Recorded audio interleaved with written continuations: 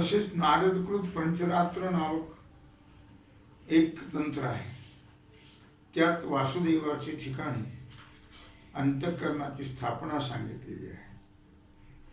सर्व वैष्णव ग्रंथ पंचरात्रांतर्गत असून धर्मशास्त्राच्या अंतर्भूत आहे. तसेच पशुपतीकृत पाशुपत तंत्रामध्ये पशुपतीचे आराधन सांगितलेले आहे. सर्व शैव ग्रंथ पाशुपत तंत्राच्या अंतर्भूत आहे. म्हणजे पाशुपत तंत्राचं अनुकरण करणारे सगळे ग्रंथ आहेत. त्याचप्रमाणे गणेश, सूर्य, देवी यांच्या उपासनेचे बोधक ग्रंथ धर्मशास्त्राच्या अंतर्भूत आहेत. त्या देवी उपासनेच्या प्रतिपादक ग्रंथात दक्षिण व उत्तर असे दोन संप्रदाय आहेत. त्या दक्षिण संप्रदाय धर्मशास्त्राचे अंतर्भूत आहे आणि उत्तर संप्रदाय वाम मार्ग म्हणतात त्याला. हे काही घ्यायची गरज नाही, पुढे चालव.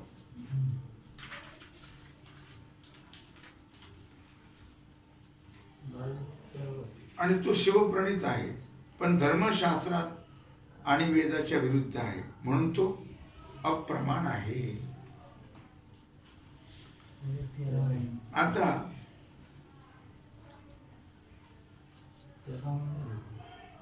13वी येळी नास्तिक ग्रंथकार व त्यांची मते. नास्तिक ग्रंथकार हे 6 आहेत, 6 शास्त्र आहेत. माध्यमिक, योगाचार, सौत्रांतिक, वैभाषिक, चार्वाक आणि दिगंबर असे 6 भेद आहेत. ते वेद प्रमाण मानित नाहीत, म्हणून त्यांना नास्तिक म्हणतात. नास्तिक हो वेदनिंदक. नास्तिक माध्यमिक शून्यवादी आहेत. योगाचारांच्या मतात सर्व पदार्थ क्षणिक विज्ञानाहून भिन्न नाहीत, ते क्षणिक विज्ञान तत्व आहे. सौत्रांतिक मतात बाह्य पदार्था वाचून विज्ञानाचा आकार होत नाही, म्हणून बाह्य पदार्थ अनुमेय आहेत, प्रत्यक्ष नाहीत, अनुमानाने तयार ठरवलेले. आणि क्षणिक आहेत. वैभाषिक मतात बाह्य पदार्थ क्षणिक असून प्रत्यक्ष प्रमाणाचे विषय आहेत. ही चारही मते सुगताच्या शिष्यांची आहेत. चार्वाक मतात बाह्य पदार्थ स्थिर असून देह आत्मा आहे, ते देहखंडानाम आत्मा, देहालाच आत्मा मानतात. दिगंबराच्या मतात देहाहून आत्मा भिन्न असून देह परिमाणा इतकंच त्याचं परिमाण आहे. ते म्हणतात आत्मा देह वेगळा वेगळा आहे, पण देह एवढाच आत्मा मानतात. कळलं का? कोण? दिगंबर. याच रीतीने आणखीही बारीक सारीक गोष्टीत त्यांची आपसामध्ये फार विलक्षणता, वेगळेपणा आहे. परंतु सर्व वेदविरोधी व नास्तिक आहेत, म्हणून त्यांच्या मताचे उपपादन आणि खंडन फार लिहिलेले नाही. त्याचा विस्तारही केला नाही आणि खंडनही लिहिलं नाही. वाममार्ग आणि नास्तिक मतांचे ग्रंथ संस्कृत भाषेत असले तरी वेदबाह्य आहेत ते, म्हणून अप्रमाण आहेत. ती सोडून वेदानुसार विद्येची प्रस्थाने, ती सोडून 18 प्रस्थाने आहेत, 18 भेद आहेत. ती वर सांगितलीच आहेत. आणि मम्मठाधिक साहित्य ग्रंथ आणि कालिदासाधिक काव्य ग्रंथही आहेत. त्यापैकी काहींचा धर्मशास्त्र व काहींचा कामशास्त्रात अंतर्भाव आहे. 18 प्रस्थाने ब्रह्मज्ञानाद्वारा मोक्षाला कारण आहेत असा तर्कदृष्टीने सर्व शास्त्राविषयी निश्चय केला. हेडिंग 14. जिज्ञासूला उत्तरमीमांसात ग्राह्य, बाकी सर्व त्याज्य आहे. फक्त वेदांतच ग्राह्य आहे, उत्तरमीमांसा बाकी सगळं त्याज्य आहे. बाकीचा विचार जिज्ञासूने करू नये. वास्तविक उत्तरमीमांसे वाचून म्हणजे वेदांत शास्त्र वाचून सर्व शास्त्रीय जिज्ञासूला त्याज्य आहे असं शारीरिकामध्ये म्हणजे ब्रह्मसूत्रामध्ये सूत्रकार भगवान व्यास आणि भाष्यकार भगवान शंकराचार्य यांनी स्पष्ट सांगितलेलं आहे. म्हणून उत्तरमीमांसेशिवाय अन्य शास्त्रे मोक्ष उपयोगी आहेत असं समजणं योग्य नाही. एक उत्तरमीमांसा जर सोडली तर बाकीचे आस्तिक 5 शास्त्र आहेत ते सुद्धा नाहीत मोक्षाला उपयोगी. फक्त एवढंच शास्त्र उत्तरमीमांसा, एवढंच शास्त्र उपयोगी मोक्षाचे. तथापि सारग्राही बुद्धीनं तर्कदृष्टीचा हा निश्चय आहे. आचार्यद्वारा श्रवण करून तर्कदृष्टीचा असा निश्चय झाला असला तरी तो तर्कदृष्टी असल्यामुळे वारंवार कुतर्क उत्पन्न होऊन मी केलेला हा निश्चय बरोबर आहे की नाही व दुसऱ्या विद्वानांची आपल्या निश्चयाची एकवाक्यता आहे की नाही असं पाहण्याकरता अनेक विद्वानांच्या भेटी घेऊन त्यांना सर्व शास्त्रांच्या तात्पर्याविषयी आपला झालेला निश्चय कळवलं आणि सर्व विद्वानांनी त्याचा निश्चय ऐकून तू केलेला निश्चय सर्व शास्त्र संमत व योग्य आहे असं सांगितलं. त्यावरून तर्कदृष्टीचं सर्व संशय नाहीसे होऊन तो बंध मोक्षादी सर्व जगताविषयी मिथ्यात्व निश्चय करून आणि आत्मा ब्रह्मरूपाने प्रत्यक्ष जाणून कृतकृत्य झाला. आता तर्कदृष्टी हा वडिलांच्या भेटीला जातो 15 हिडे. नंतर शिल्लक राहिलेले जे प्रारब्ध आहे त्याला लवकर घरी जाऊन वडील व मातोश्रीला भेटावं अशी इच्छा उत्पन्न झाली तर्कदृष्टीला.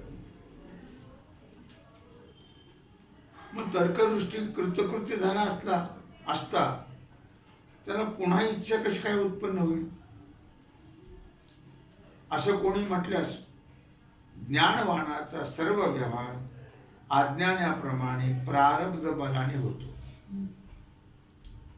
हे पूर्वी तत्वदृष्टीच्या ज्ञानोत्तर व्यवहाराच्या वेळी सांगितलंच आहे.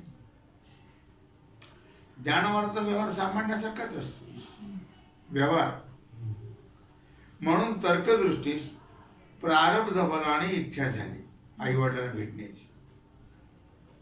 यात विशिष्ट काय? आणि काही शास्त्रकारांनी ज्ञानवानाची इच्छा होत नाही असं म्हटलेलं आहे.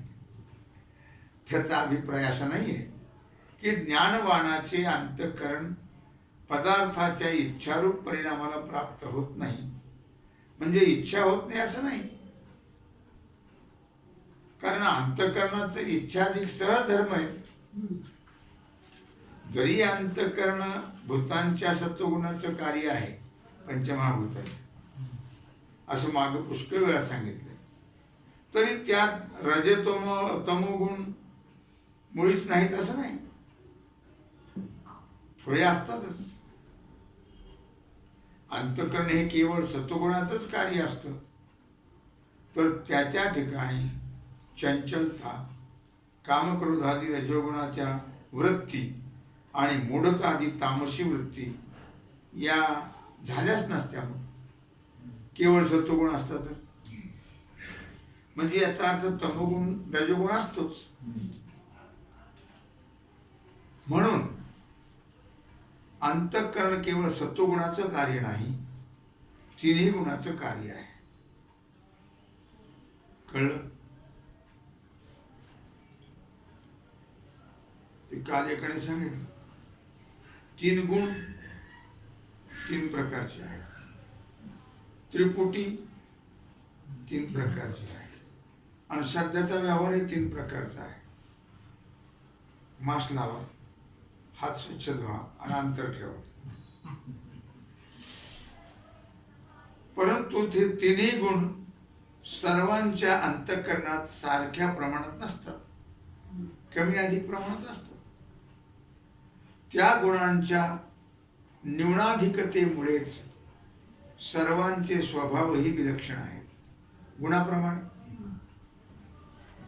यावरून जोपर्यंत अंतःकरण आहे तोपर्यंत रजोगुणांचा परिणाम जी इच्छा, तिचा अभाव होणं शक्य नाही. मग ज्ञात्याला इच्छा होत नाही या शास्त्र वाक्याचा अभिप्राय तरी काय? त्याचा अभिप्राय इतकाच आहे की ज्ञानी अज्ञानी या दोघांना इच्छा होतातच. त्यात अज्ञानी इच्छाधिक आत्म्याचे धर्म समजतो, अज्ञानी काम, संकल्प, संदेह, राग, द्वेष, श्रद्धा, भय, लज्जा आणि इच्छादी सर्व धर्म अंतःकरणाचे परिणाम आहेत, आत्म्याचे नाही, असं निसंदेह जाणतो. त्याचप्रमाणे सर्व क्रिया काया वाचा मनाच्या ठिकाणी आहेत, शरीर, वाणी आणि मन. आणि आत्मा असंग अद्वितीय ब्रह्मरूप आहे असा ज्ञात्याचा निश्चय असल्यामुळे तो सर्व व्यवहार करीत असताही अकर्ताच आहे. तो कर्तृत्व येतच नाही आपल्याकडे. या अभिप्रायाने इच्छाधिकांचा अभाव सांगितलेला आहे. त्यांना इच्छा नसते असं नाही. श्रुतीमध्ये असं सांगितलंय की ज्ञान झाल्यानंतर ज्ञानवानाच्या हातून जे शुभाशुभ कर्म होईल त्यापासून उत्पन्न होणारे जे पाप पुण्य आहे त्याचा संबंध त्यास होत नाही. आणि प्रारब्ध हे मात्र भोगानेच क्षीण होऊन जात, नष्ट होऊन जात. म्हणून प्रारब्ध बलाने अज्ञानाप्रमाणे सर्व व्यवहार आणि विषयांची इच्छा ही ज्ञानवानासही असते, संभवते. 4थ्या तरंगाच्या आरंभी सांगितल्याप्रमाणे शुभ संतती राजाचे 3 पुत्र ग्रह त्याग करून गेले आणि नंतर गुरुकडे जाऊन त्यांना ब्रह्मज्ञान कसं प्राप्त झालं याबद्दलची इथपर्यंत सर्व हकीकत सांगितली. आता पुत्र ग्रहत्याग करून गेल्यानंतर शुभ संतती राजाची काय स्थिती झाली ते सांगतात. 16वा हेडिंग, शुभ संततीची स्थिती. मंद वैराग्य कोणासही नेहमी दुःख देत, कारण दोषदृष्टीमुळे विषय भोगात सुख वाटत नाही, दोषदृष्टी असल्यामुळे. आणि तीव्र वैराग्य नसतं म्हणून टाकता येत नाही. म्हणून स्त्रीधन पुत्राधिकांचा त्याग करून घर सोडून जाण्याचं धैर्यही होत नाही. त्याच्यात सुखही वाटत नाही आणि सोडून जाण्याची ताकदही नाही. अशी स्थिती शुभ संतती राजाची झाली. 3 पुत्र टाकून गेले, पण त्यावेळी राजाला तीव्र वैराग्य नव्हतं, मंद वैराग्य होतं. होतं की नाही मंद वैराग्य कधी कधी काय. आणि म्हणून पुत्रवियोगाचं दुःख झालं आणि मंद वैराग्यामुळे विषय भोगाचं सुख झालं नाही. दोषदृष्टी. आणि शून्य राज्य सोडून बाहेर जाणं ही झालं, म्हणून फार दुःख झालं. त्यामुळे राजाला जर तीव्र वैराग्य असतं तर त्याने पुत्रहीन राज्याचाही त्याग केला असता. पण मंद वैराग्यामुळे राजाला उपास्य तत्वाचं ज्ञान करून घेण्याची इच्छा उत्पन्न झाली. उपास्य कोण कोण आहे? कोण आहे बाबा? देव कोण आहे? उपास्य उपासना करण्याकरता त्याची. तेव्हा त्याने आपल्या राज्यातील श्रेष्ठ पंडितांना बोलावलं आणि त्यांना निद्रा जागृती रहित म्हणजे ज्ञान अज्ञान रहित असा देव कोणता की जो आपल्या भक्ताचं रक्षण करतो, असा प्रश्न केला. सत्र हेडिंग विष्णू उपासकाचं मत. आता प्रत्येक उपासकाचं मत आहे. मग असा राजाचा प्रश्न ऐकून प्रथम विष्णू उपासक त्याने राजाला सांगितलं की सर्व देवात वासुदेव श्रेष्ठ असून शंकर, ब्रह्मदेव, गणपती, सूर्य, देवी वगैरे देवता विष्णूच्या आज्ञेत वागतात. त्या विष्णूपासून सर्व जगत उत्पन्न होतं व त्यातच अनेक अवतार धारण करून तो भक्तांचं रक्षण करतो. असं सर्व उपनिषदे, भारत व पद्मपुराणादी ग्रंथात सांगितलेलं आहे. ज्याने भक्तांच्या कल्याणाकरता शंख, चक्र, गदा, पद्म हे हातात नित्य धारण केले आहे व जो कृपाळू आहे तो विष्णू सर्वांचा उपास्य आहे.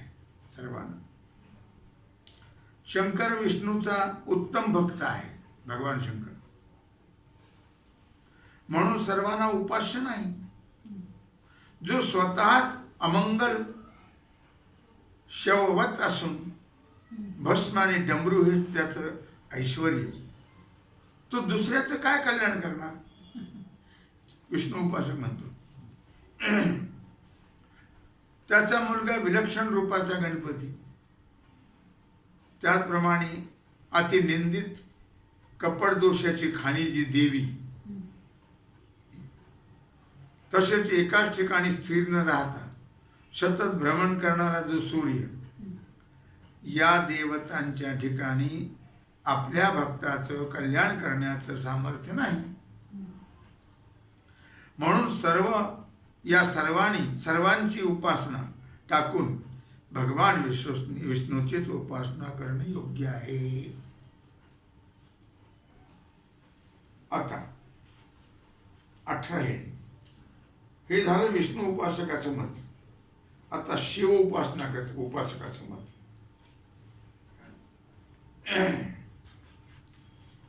विष्णू उपासकाचं भाषण ऐकल्यावर डोळे फिरवले त्याने. शिव उपासका रागाने असं तो म्हणतो की अहो, तो जे मागेल ते द्याल, त्यास देऊन भक्ताचं कल्याण करणारा शिवासारखा दुसरा देव कोण आहे? असं पहा की ज्याने आपले सर्व ऐश्वर्य विष्णूला अर्पण करून स्वतः भस्म धारण करून चर्म कपाल हाती घेऊन स्वतः लंगोटी लावली, त्यावरून असं सुचवलं की वैराग्यासारखं सुख कशातही विषयात नाही. असं व्रत धारण करून काशीपुरीत मरणाऱ्या जीवाला दुःखद गर्भवासातून मुक्त करून सायुज्य मुक्ती देतो. तसाच अद्वैत उपदेश करून ब्रह्मप्राप्ती करून देतो. याप्रमाणे उंच नीच भेद न पाहता भक्तास मुक्ती देणारा शंकरासारखा भोळा दाता कोण आहे? विष्णू कपटी असल्यामुळे आपल्या भक्तांचं मात्र रक्षण करतो आणि बाकी त्यांचा नाश करतो. याकरता शंकरच उपास्य आहे, विष्णू त्याचा उपासक आहे.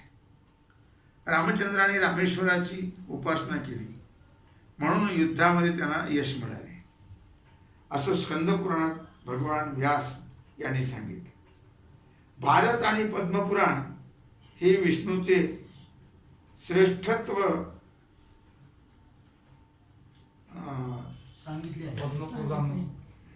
सांगितलेले आहे.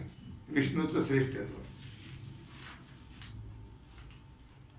त्याचं तात्पर्य वेगळं आहे.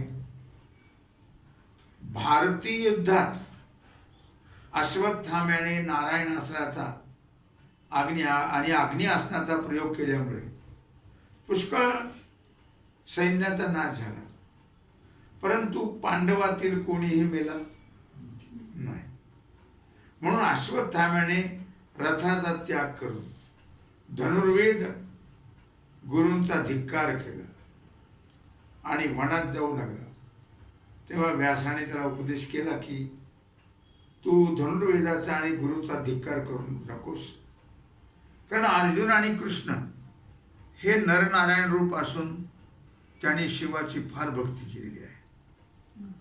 त्या भक्तीच्या अधीन होऊन भगवान शंकर त्यांच्या रथाच्या अग्रभागी राहिलेला आहे. तू तुझ्या अस्त्रांचा व सामर्थ्याचा नाश करतो मारुतीच्या रूपाने. या भारतातील प्रसंगावरून नारायणाची म्हणजे कृष्णाची विभूती महादेवाच्या कृपेने उत्पन्न झाली हे सिद्ध होते. म्हणून ग्रंथामध्ये विष्णूच्या ऐश्वर्याचं कितीही प्रतिपादन केलं असलं तरी या भारतातील प्रसंगावरून विष्णू शिवभक्त आहेत हे सिद्ध होते. आणि त्या शिवाच्या भक्तीने विष्णूला सेव्यत्व येतं. तो शिवच परम सेव्य आहे असं अप्पय्या दीक्षिताने तात्पर्य काढलेलं आहे. शिवाय इतरांस नुसते देव म्हणतात आणि भगवान शंकराला महादेव म्हणतात फक्त. यावरूनही महादेवच सेव्य ठरतो. तसेच समुद्र मंथनाच्या वेळी उत्पन्न झालेले विष भक्षण करून सर्वांचं रक्षण महादेवानेच केलं. गणपती सर्व विघ्नांचा नाश करतो असं म्हणतात, पण गणपतीत असणारे सर्व गुण शिवाचेच आहेत, कारण कार्यामध्ये कारणाचे गुण असतात असा नियम आहे. नारद पंचरात्र मिथ्या असल्याचे अप्पय्या दीक्षिताने परिमल ग्रंथात सिद्ध केले. याकरता शिवच सर्वांचा सेव्य आहे. 19 गणपती उपासकाचं मत. शिवाचा मुलगा गणेश असून त्यात शंकराचे गुण आहेत, गणेशाचे स्वतंत्र गुण नाहीत असं ऐकून गणपती उपासकाला राग आला व तो राजाला म्हटला की हे विष्णू शिवोपासक जे प्रतिपादन करतात त्याचे खोटे. कारण प्रथम गणपतीची उपासना केल्याशिवाय हरिहरादी सर्व देव त्रिपुरवधाला गेले.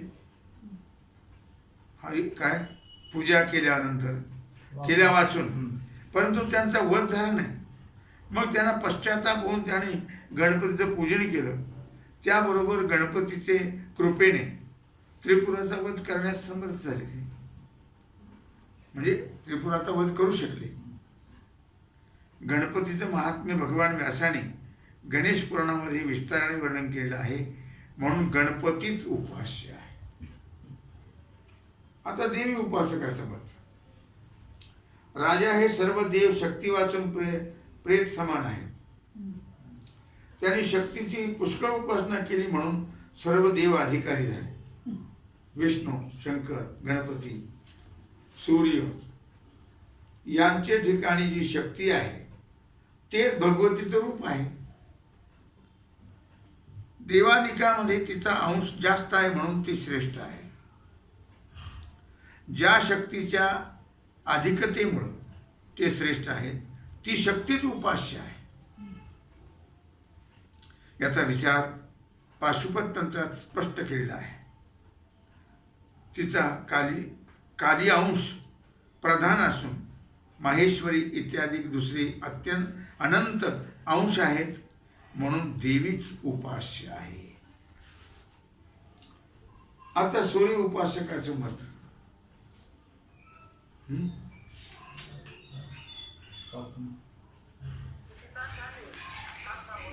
राजा, मी शपथ करून सांगतो की अति पापिष्ट वरील उपासकांचं मत हा प्रमाण समज.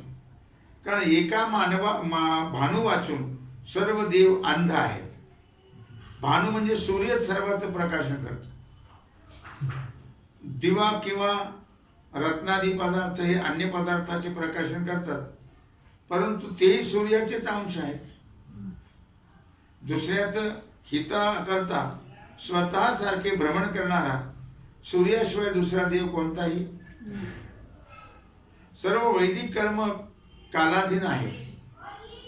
तो भूत भविष्य आणि वर्तमान काल सूर्य गतीच्या अधीन आहे. त्यांच्या कोपाने सर्व भस्म होऊन जाईल. त्या सूर्याची दोन रूपे आहेत, एक निराकार आणि दुसरं साकार. निराकार प्रकाश आणि दुसरा साकार प्रकाश, ज्याचा वेदांती भाती शब्दाने व्यवहार करतात. तो सूर्याचा सामान्य प्रकाश असून तो सर्व जगताचं अधिष्ठानही आहे. त्याच्याच अज्ञानाने जगत विवर्त भान होते. तो निराकार प्रकाश अंतकणवर्ती प्रतिबिंब सहित अहम भानू असा होतो. तेव्हा अज्ञान निवृत्तीद्वारा जगत विवर्ताची निवृत्ती होते. सूर्योदय काली जे सर्वत्र प्रकाश होतो व चंद्र नक्षत्र आदी त्याच्या प्रकाशाचे अंश आहेत, तो दुसरा साकार प्रकाश या रीतीने भानूची म्हणजे सूर्याची दोन रूप आहेत. त्यात निराकार रूप ज्ञेय आहे आणि साकार रूप ध्येय आहे. ज्ञेय म्हणजे जाणण्याची वस्तू, ध्येय म्हणजे ध्यान करण्याची. यासच वेदांतामध्ये निर्गुण सगुण भेदाने दोन प्रकारचा ब्रह्म म्हणतात. म्हणून सूर्यच सर्वांचा उपासक आहे, उपास्य आहे. अशी ज्या ज्या उपासका ज्या ज्या देवतेचे उपासक आहेत ते आपल्या देवतेचं महत्त्व सांगतात. तेव्हा झालेली सेवा भगवत चरणी समर्पित करून राहिलेला जो सेवेचा भाग आहे तो आपण तुझ्या कुंडली कवरदी हर विठ्ठल श्री ज्ञानदेव तुकाराम